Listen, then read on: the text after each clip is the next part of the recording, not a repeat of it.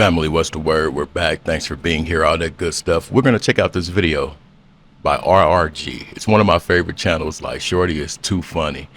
But we're going to discuss if Nicki is losing it.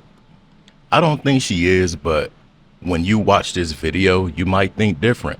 A few examples had me thinking different, especially the one with Lil' Kim and the album cover and stuff like that.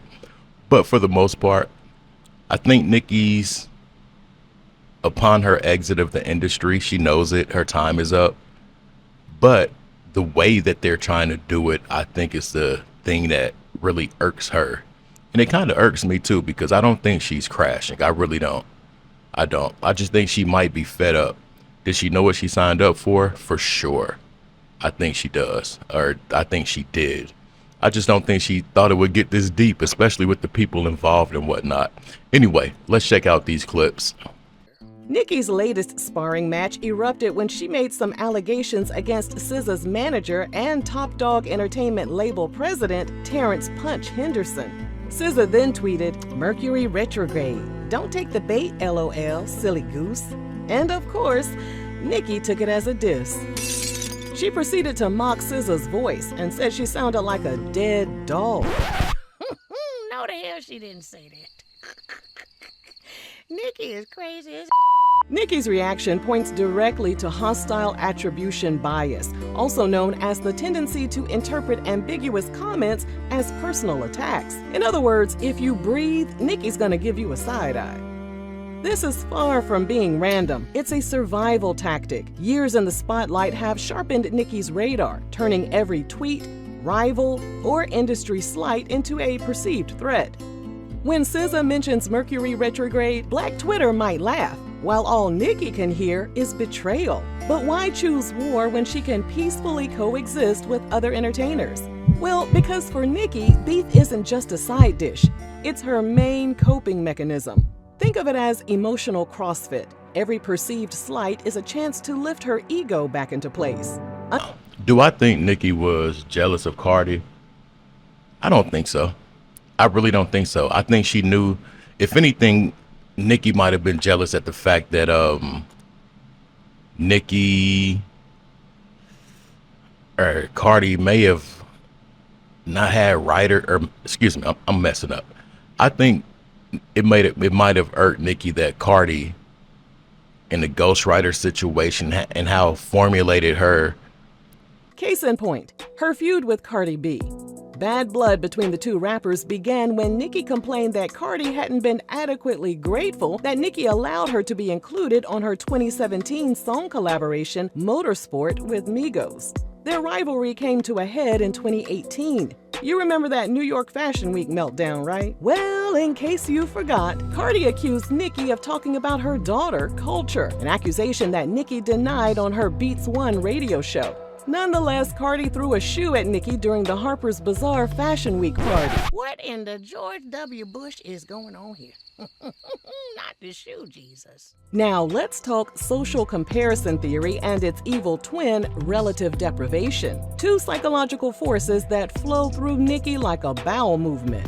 Social comparison theory says we measure ourselves not in isolation, but in reflection. Relative deprivation takes it further by stating when someone else shines while you feel overlooked, it feels like robbery. To someone like Nicki, her self-concept is anchored in dominance. And when you build your identity on being undisputed, every new queen in the rap game is like receiving an emotional eviction notice. That's the dark twist of social comparison. It makes you forget your own greatness. Because when you're wired like Nicki, another woman's rise feels like your fall, even if you're still standing. She was fighting to be remembered in a room that suddenly had another woman taking selfies on her throne. But don't get it twisted, Nicki has had issues with industry veterans also, including Lil' Kim. When Nicki released her mixtape, Playtime Is Over, in 2007, everybody noticed her cover looked like Lil' Kim's 1996 debut album, Hardcore. Immediately, Kim claimed Nicki was biting her style without showing her love. Speaking to Angie Martinez in 2010, Nicki said Kim had really jumped out the window and needed to be careful who she picked fights with in the industry. She just really jumped out the window. And you gotta be careful when you pick fights. And that's what I've learned in this business. You just never know. I think people get me mistaken with like a real Barbie. They forget where I'm from. And if I have to revert back, I can and I will. So don't play with me. Upcoming was like, by formulated I mean like just planned for real. Cardi emerged from reality TV. She never came out as a rapper. And I think when she did and people started liking her from the carryover from the overlap from her reality TV stuff, I feel like Nicki might have thought that was a unlevel playing field or a cheat or something like that. But it's really weird to me that Cardi made that transition, because all her raps sound recited as hell. All of her music sounds recited. Rapper in the game. And then to add another layer to this mess, Kim has a tight relationship with Nicki's nemesis, Cardi B. Then there's the Roc Nation war, a lyrical vendetta dressed as a business gripe. On paper, it's about Jay-Z's empire, Roc Nation CEO Desiree Perez, and Roc Nation artist Megan Thee Stallion. But in Nicki's head, she doesn't see this as competition, she sees them all as conspirators. Her criticisms have been aired across various social media platforms, accusing Roc Nation and its affiliates of sabotage, manipulation, and financial disputes. And every time she sets her sights on a new target, she's using a tactic called triangulation to maintain control. Triangulation is when you pit person A against person B, and then you sit back and watch them duke it out. Nicki has perfected this. She unleashes her venom against a particular person or entity. Her barbs go to bat for her like emotional foot soldiers, and Nicki gets comfortable in her chair while she watches the tomfoolery unfold.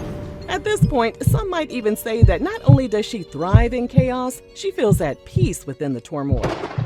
Now, Nicki and Roc Nation, it's getting weird with that company and certain people, but I don't think Nicki uses triangulation.